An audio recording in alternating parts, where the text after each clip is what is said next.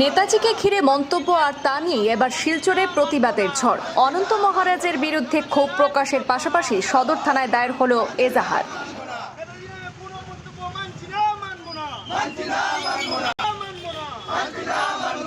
নেতাজি সুভাষচন্দ্র বসুকে নিয়ে মন্তব্যকে কেন্দ্র করে এবার শিলচরেও দেখা গেল প্রতিবাদের ছবি। আজ বৃহস্পতিবার শহরের নাহাটা মোড়ে অনন্ত মহারাজের বিরুদ্ধে প্রতিবাদ জানিয়ে একটি পোস্টার দেখা যায়। এরপর বিকেলে ভাওয়াল মোড়ে আয়োজিত হয় প্রতীকী প্রতিবাদ কর্মসূচি। প্রতিবাদীদের অভিযোগ, নেতাজি এবং স্বাধীনতা সংগ্রামের ইতিহাস নিয়ে করা মন্তব্য তাদের কাছে গ্রহণযোগ্য নয়।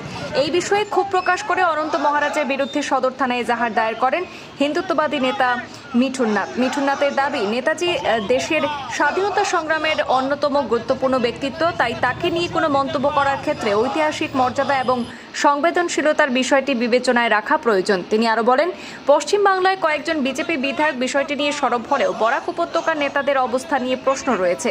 এদিনে কর্মসূচিতে অনন্ত মহারাজের বিরুদ্ধে প্রতিবাদ জানানো হয় এবং তার বক্তব্য নিয়ে আইনগত পদক্ষেপেরও দাবি তোলা হয়েছে। নেতাজিকে ঘিরে মন্তব্যের এই বিতর্ক এবার শিলচরেও পৌঁছেছে। এজাহারের পর বিষয়টি কোন দিকে এগোয় এখন সেদিকেই নজর।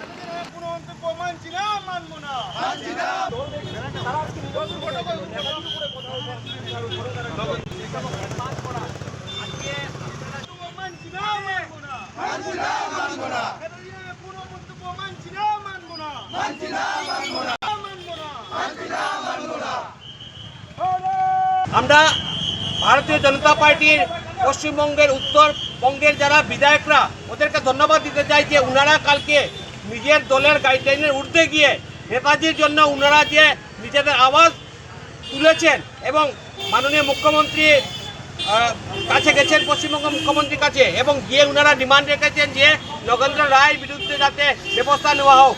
তারপর ওনারা মুখ্যমন্ত্রী বলেছেন, পশ্চিমবঙ্গের মুখ্যমন্ত্রী, যে এই যে নগেন্দ্র রায় যে মন্তব্য করেছেন তার বিরুদ্ধে এফআইআর নেওয়া হবে এবং আইনি ব্যবস্থা যারাই সোশ্যাল মিডিয়ার মাধ্যমে এবং বিভিন্ন মাধ্যমে নগেন্দ্র রায় এবং তার সঙ্গী সাথীরা যেভাবে নেতাজি সুভাষচন্দ্রকে বদনাম করার এবং দেশদ্রোহী আখ্যা দিচ্ছে, তাদের বিরুদ্ধে পশ্চিমবঙ্গ সরকার নেবে, এফআইআর নেবে। তার জন্য পশ্চিমবঙ্গ সরকারকে আমরা ধন্যবাদ জ্ঞাপন করছি।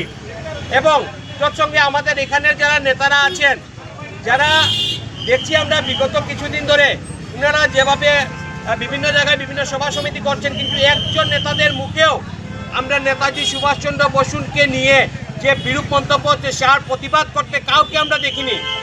আমাদের নেতাদের এখানে যারা আছেন আমরা দেখছি ওরা প্রতিনিয়ত রোজ প্রোগ্রাম করে যাচ্ছে, কিন্তু ওনাদের মুখ থেকে একটা শব্দ বেরোচ্ছে না কেন?